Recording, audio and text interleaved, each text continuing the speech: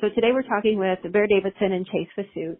We've known them for quite a few years now, and they've recently put together a new group that's in charge of the Legacy Sale this year. Sounds like it should be a good event, and I'm excited.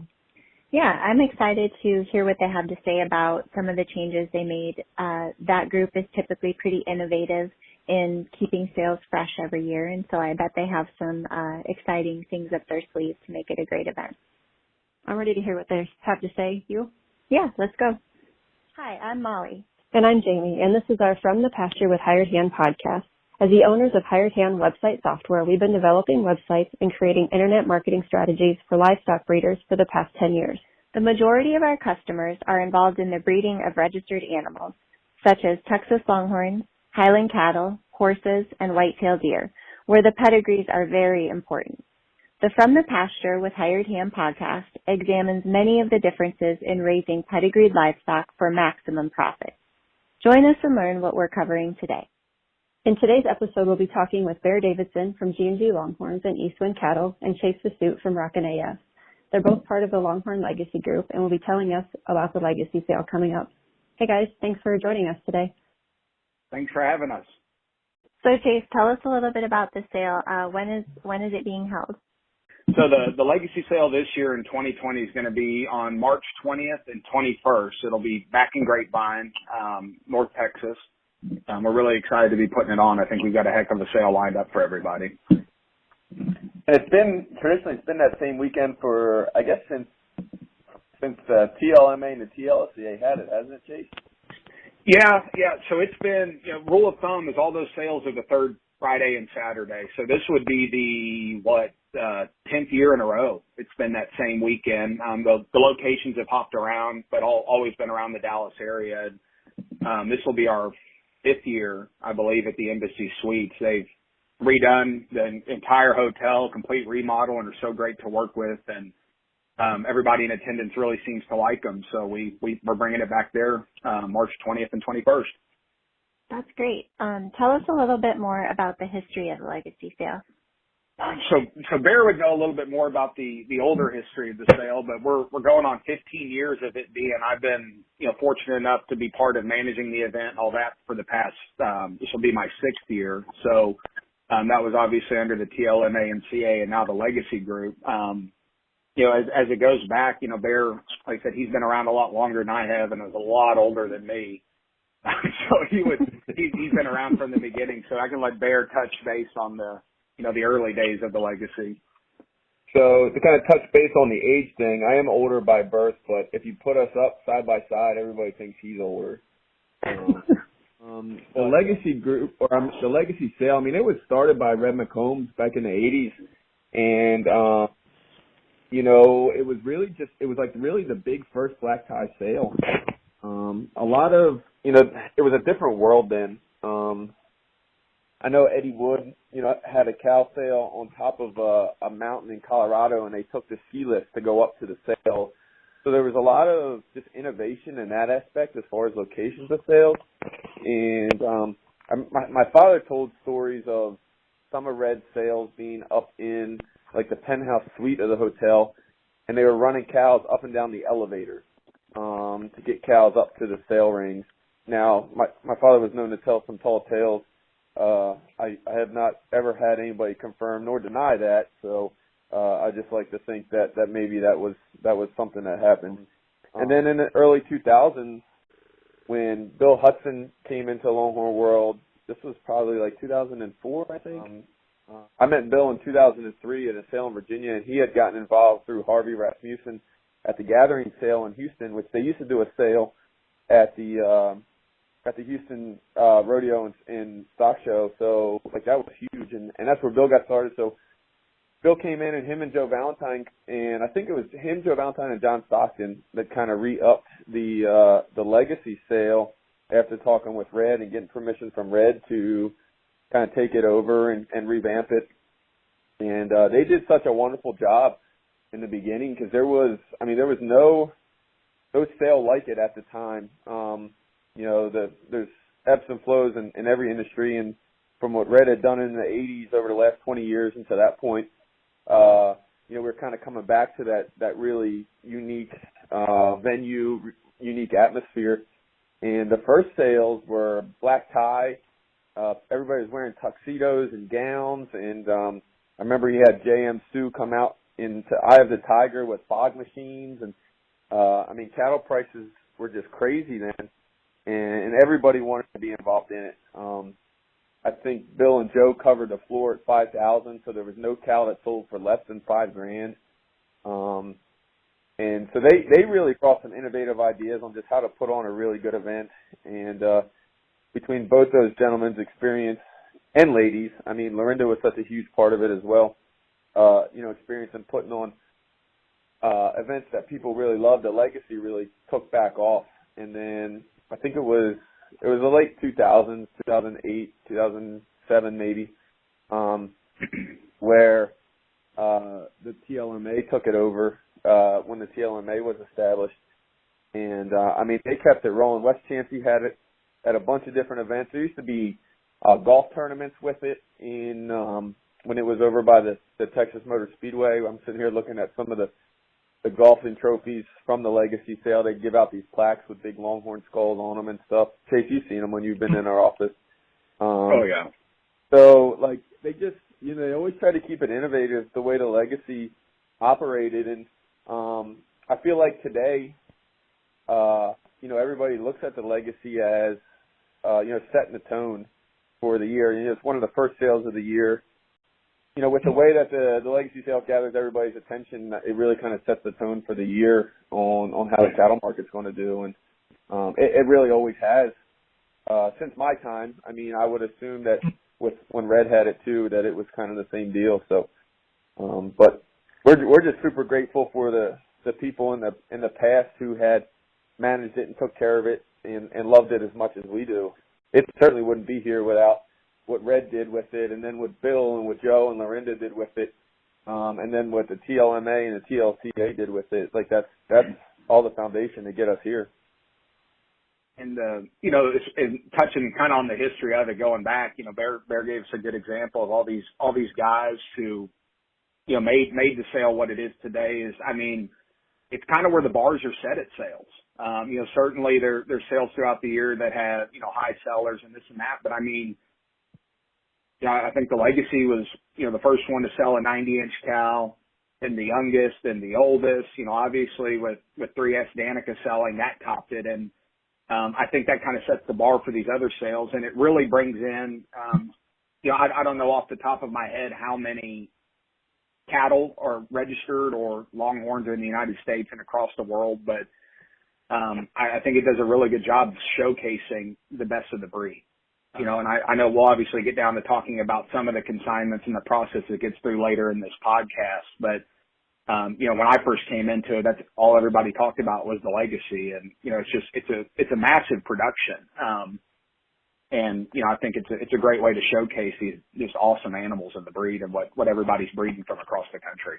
Well, and too, Chase, all the records that the Legacy has set in its time. And, I wish some of those older guys were around during Red Sale, and maybe Alan Spargo would have been a great person to chat with about it on some of those stories on what those cows did. But, when SDR Candy Cane sold, that was I think that was the second Legacy or the third Legacy. That sale brought in $2.4 million. I think that's been the highest grossing sale of any sale. Jim Steffler consigned her out of Michigan, and, she was bought by the Meredith, and Jim had no idea she was worth, going to bring that much money, let alone worth that much money. The story was Jim bought her off of Dave Hovey for $1,700 and, had consigned her. She was 3 at the time, I think, consigned her to that sale. And I remember, when that gavel dropped, you could just tell how excited, how grateful he was for his cow to do that. And it just set a new record. Nobody expected anything to do that. Outspoken was another cow that I think Bill Hudson sold, and she brought 6 figures. Royal Reputation brought $150,000. And those cows weren't put in there, and somebody saying, well, they're going to bring $100,000 or $150,000 or $170,000. That was never the expectation. I don't think it was just, hey, these are just really good cows, and this is a sale to put in. And the same thing with Danica. The have a great reputation of going after the best. And I had just met Mike Davis really earlier that year. He had bought a heifer off of us, and Chase and I would talk to Mike about going hunting. Mike has a beautiful ranch in Llano, and so that cow comes in, and she was a great cow. I mean, Chase worked his tail off to get Alan to put her in that sale. The Spartans knew she was a great cow, but I don't think they figured she was going to be a record breaker.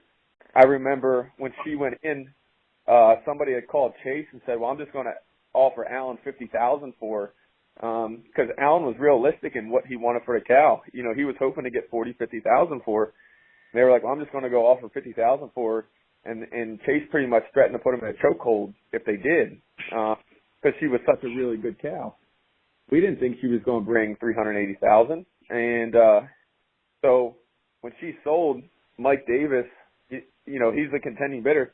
He walked outside and got a beer, kind of walked out there with him to kind of see if he was okay, because he just had a different look on his face. And I said to him, I said, "You all right?" And he said, "I went a little higher than I was planning on going." And I said, "You just became a really famous man, and you didn't even have to spend $1." And we kind of laughed about it, but you know, the Legacy Sale has made a lot of breeders famous, a lot of cows famous. You know, Mike really kind of took everybody's attention just for being the contending bidder. And the Merediths who bought her, you know, have a pasture full of fantastic cows. And Danica's been famous ever since. So she just broke the Guinness Book of World Records, I think, for the measured cow at the Horn Showcase. So that's kind of been what the Legacy's always been about. So a lot of information about the history of the sale. Tell us a little bit about what people can expect to be different for this year's sale. So for this year, obviously the sale's under new management with the Longhorn Legacy Group, you know, who consists of Bear, Ann Gravett, Mike Casey, and Lane Craft. What's cool about these guys, and I've had, you know, the opportunity to work with them for the past 5 and 6 years, either, you know, through other sales we've managed or, you know, being on the board of the Texas Longhorn Cattle Association. And they're so enthusiastic about, you know, upgrading, you know, making sure this is a, you know, a new event, a fun event. What can we do to keep moving forward, as opposed to getting stuck in that rut of, hey, you know, it's going to be a good sale. Let's just do what we always did. So, something new this year is, and, you know, I don't know if it's ever been done, but all the heifers that were consigned originally to the heifer sale are in a futurity. So, you know, that was kind of an idea we had thrown around. Bear had talked about quite a bit, is, you know, what can we do to spice it up? Well, this futurity has taken so much traction, and people are so excited with, you know, moving up to 7 judges instead of 5, and, you know, obviously a $5,000 payout split between the consignor and buyer of the High Points heifer, that, you know, we went ahead and made the futurity the main event for Friday afternoon. So that's something that's new. We've got, you know, judges from across the country with, I mean, I think if we were to add it up between the 7, there's probably close to 200 years of cattle experience, maybe more. And these are people who understand the market of the Longhorns, what they're looking for, and have raised some, you know, sale toppers, and, you know, have been involved in some of the best cattle in the breed. So, that's something new that we're very, very excited about to have. And, you know, Friday afternoon we'll have a, you know, social hour, we'll have the futurity, and then, nobody will know who won until after the sale on Saturday. So it's going to be the same 2-day event. The only difference is we're doing the big futurity and social and everything Friday night before we move into the sale Saturday. So we're doing, like, the futurity is going to be scored and judged like a regular futurity, and they'll pay out the same type of system, you know, depending on how your cow places and how many spots it pays. You'll get paid out, you know, for your animal as the consignor. And then we'll also have a Calcutta. So, you know, you're going to be able to win money back on the Calcutta. And then, like Chase said, we have that $5,000 payout that goes to the High Points winner. The kicker is those heifers are going to sell Saturday. So they're the first, 24 lots, Chase? How many? Yep, 25. So the first 25 lots of the sale are going to be the heifers. And they're going to sell Saturday. And whoever the High Points heifer is, the new buyer is going to get $2,500, and the consignor is going to get an additional $2,500. Now she's going to win money in the show as the winner anyway, but then there's this added bonus to it. And the kicker is nobody knows who that is. We won't even run the scores until after the heifer sale, so not even us, Chase and I, and the rest of the Legacy Group are going to know who it is. And that gives the judges an opportunity to participate in the sale, because with 7 judges, one judge isn't going to make the difference between the first and second or first or last. So the judges are able to go in, and, it'll be interesting to see, what heifer wins the futurity and what heifer is the high selling heifer out of that first group of cows that sell. So it's just an added wrinkle to it. Futurities have taken everything by storm, and we kind of took what the Millennium has done with, buying a heifer in the sale and then having her in the show. The consignor still gets the show winnings, but the bonus is split between the consignor and the new purchaser. We struggled with the legacy sale on, do we keep it in the same spot? Do we move it? What do we do? Because it has such a history that we didn't want to change it too much, but then we also didn't want it to be the same either. So it's a fine line to walk. And I mean, Chase and I are great friends. We work so close together with Eastwind and with these other sales. We spend a lot of our free time together just as buddies. And what that also brings is a lot of passion and a lot of disagreements and a lot of, you're lucky you're in Texas, or I'd come over there and beat your ass, or you're lucky you're in Virginia, I'd come over there and run you over. So, there's a lot of passion in developing this, and, I think that's why it works so well. And, with Ann and Mike and Lane too, they all agreed, like, hey, we gotta make sure we bring value to it that's different, that's new, that's innovative, but also, not forget where we came from, how we got here, and who got us here. And then that's kind of how the Legacy Grant started up too. So something different this year is the Legacy Group, which is all of us, decided to, kind of reach towards more our philanthropic side and develop the Legacy Grant. And this was an idea that we had when Ben Gravett was alive. I was working for him. I still had college debt, and I was 30 years old at the time, and I said, hey, why don't we try to develop something that helps people that have student loan debt that are out of college but in the Longhorn world, like, hey, they're here, they want to be here, let's help them. And when Ben had passed away, that idea kind of faded with them, but I've always kept it kind of in my back pocket, hoping that for the right person that we can bring this out. And, Longhorn people are always known for their giving to the future and to the kids. And, what's more for the future of the breed than the young people that are here now. And student loan debt is something that the country fights with just in general, but we wanted to try to get somebody who's involved in a Longhorn business, who is trying, and hey, let's kind of take away that debt. And if we take away that student loan debt, maybe you'd come to more sales, maybe you'd advertise more, maybe you'd buy another cow, but maybe they wouldn't. Maybe they would go on a family vacation with their family, or fix up their home, or something that's going to make their life a little easier. But helping the people that are here, people that we can help and be fortunate enough to help. Because, everybody here went to college, and we all understand how that all works with the debt of it, and how having that off your shoulders is such a relief. That's really great of you guys. Tell us a little bit about the auctioneer and the ring staff and everyone working on the sale or for the sale that day to help make it successful. Yeah, and so it's what we decided this year, our auctioneer, having talking with him, and the history has, ingrained in the legacy. Bruce McCarty's going to be auctioneering this year for the sale Saturday. With him, he brings his wife Lori, an awesome office staff, great ringmen. They run it very professionally. Bruce knows this industry and is, involved in it, doing various other sales. So we feel really confident having him up there knowing he knows how to work with the crowd. He's having a lot of fun when he's doing it. We think people feed off of that. Now our cattle working crew, backed by popular demand, is, Donnie Taylor. They do a great job getting the cattle in and out, moving them very calm. Because for those people listening that have never been to the Legacy Sale, number one, we'd like to invite you out. But number two, what you don't realize is these cattle are coming from across the country. We have them staged in the back area parking lot, and we are running the cattle through the kitchen into a ballroom.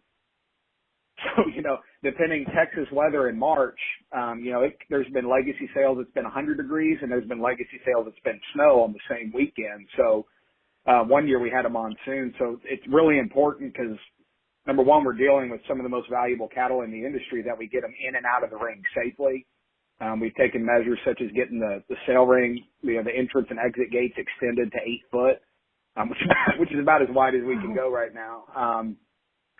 Other staff there, we have guys, Scott Miller with Specialty Livestock Systems, who brings and sets up our pen in the sale ring. Jim Bob Jaster, who, takes care of all the hay. And it's just, you see very few people at the event that are, they're managing and getting it, but it takes a village to run it.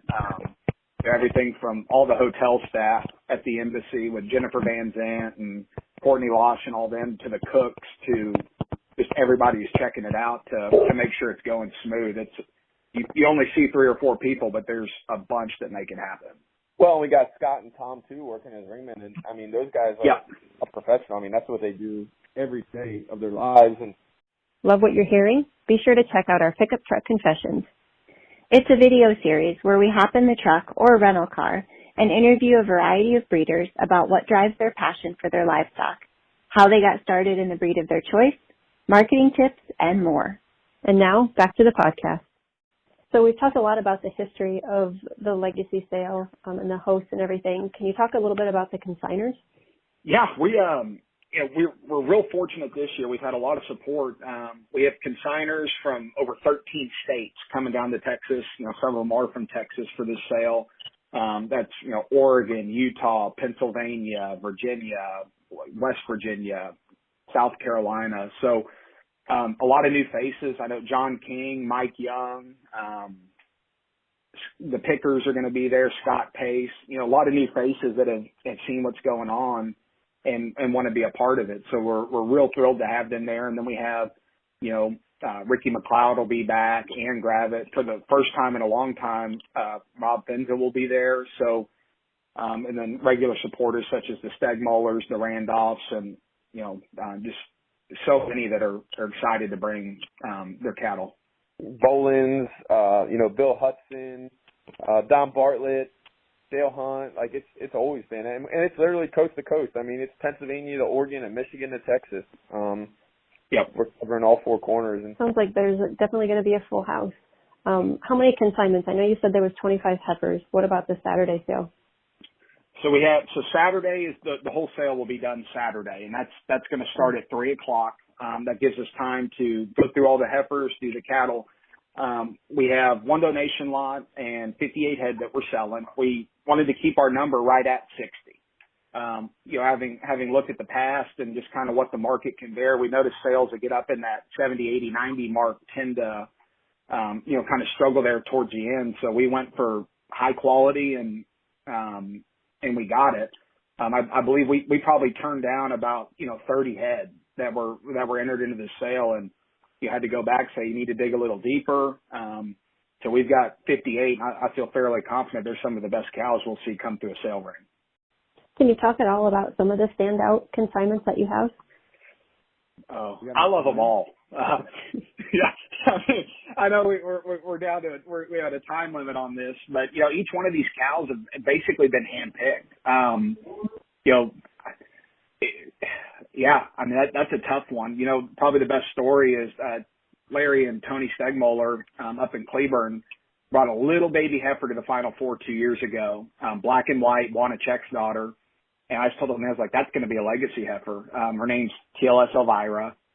And she's just, she's a beautiful one, but I mean, I can't pick. It seems like everyone's got a story, right? Like Chase said, they're all hand-picked. I mean, Scott Picker's got a knockout. This is his first legacy sale. He's got a knockout coming from Oregon. A&S Flash Flood.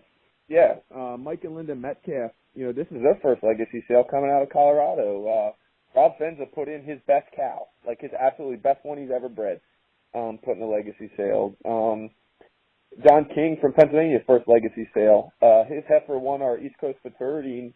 Right then he's like, hey, like, that's a legacy heifer. That's his best heifer he's ever raised. So, it'd be hard to pick one. It's kind of like your kids, but I think each one has a really cool story. And if people are interested on how they selected those cows, I mean, everybody's got a story for it. It wasn't just something they pulled out. I mean, we went through websites and called people and went over their cows. And so I know you two like to bet. Have you made a bet on who's going to be the top seller? No, we haven't gotten to that point yet. So I never gambled until I met Bear. Jason and I have had pretty good bets involving cash and guns and cows selling for prices missing. I mean, we had a $2,000 bet on a cow that missed by, what was it, Chase? Like 3%. Like it was off by 3%, and Chase didn't get his gun. Answer the question. The top seller will be whoever sells for the most that night. I think every one of these animals in the sale, in their own right, has that opportunity, and that's what makes this sale so special. We don't know who it'll be, but they're, knockout heifers, amazing producing cows, a lot of young cows, 3, 4, 5-year-olds that are going to be in that 90 and probably 100 inches in the next couple of years. So we'll stay tuned and let you know who we pick. So we already talked a little bit about the host hotel. Tell us a little bit, though, about the area attractions and maybe if you're going to have some vendors on site so folks know what to expect to be able to do and explore in their free time. Yeah, definitely.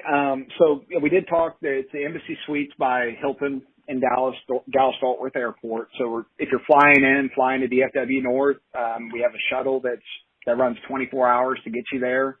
Being in that Metroplex area, obviously the attraction to me is the hotel is connected to Bass Pro Shops. That's where I spend all my free time. But for people coming with kids, there's the Gaylord down the road, Wolf Creek Lodge that has the big indoor swimming pool. And we're only about 30 minutes from the stockyards in downtown Fort Worth. So a lot of great places to eat, a lot of great things to see. Vendors, that's something that Ann Gravett has taken a hold of this year, and we've got some awesome ones coming. The Custom Wireworks Jewelry will be there. Steve Hudson with his selling his custom knives. Linda Broom with her, the fancy clothes that, all the ladies seem to love there. Sabrina Thale's going to be coming in. If you've seen her on Facebook, she does the Longhorn skull carving. There's a lot of a cool custom work on, jewelry and belt buckles. With a host of others, Hired Hand will be there, set up to talk to people about their websites and what they can do to help them. So, lot of stuff to keep people there. And then, for those who like to mosey around during the day or in their free time, the Metroplex offers so much from shopping, wine tours, just seeing the history. There's a lot that goes on there. People have been to Legacy Sale, kind of the gathering area out in front of the conference rooms. Where the auction is, our whole goal is to have that entire vendor area set up. And she's got some great stuff in the works and great people that have signed on for it. And I've never been outside the hotel really. Everything's kind of all inclusive for me. If you want to go to Great Wolf Lodge with your kids and stuff like that, but hey, don't forget to go back and look at those cows and pick out your fraternity winners to play in the Calcutta and pick out your sale. For me, it's hard to leave that hotel when the greatest cows in the industry are sitting right in the back lot. So for anyone that hears this that maybe wants to be a vendor, who should they contact and how can they get a hold of them? They can contact either myself or Ann Gravett. So any vendors out there, let us know. We'd love to have you, and come show off, because not only is the hotel going to be full of Longhorn breeders, that's also spring break for a lot of schools in North Texas. So, there's thousands of people that go through that hotel and come look at the cattle. So I think with Greg and Cheryl with Custom Wireworks Jewelry, a lot of their business was done outside of just our group. People saying, oh, that's cool. I want a necklace for my wife or my, bracelet for my granddad. So Great. Well, is there anything else that you would like to share with folks that we haven't covered about the sale? I think we've gone through it, and I certainly appreciate y'all having us on to get to talk about it. We're very excited. I just let you know, get on and book your rooms. We have a special room block that's also being pushed on our website and through social media. If you call in to book your room, it's just under Legacy Sale. And if you're booking online, the code is TXL. So I think we have till the middle of February or until the rooms run out, and they're booking up fast. So I would suggest to make your plans and, obviously call Bear or myself or anybody in the group if you have any questions. Well, it sounds like a fun weekend. I know we're excited. Thanks again for joining us today. Yeah. Thanks, guys, and we'll see y'all here in March 20th and 21st.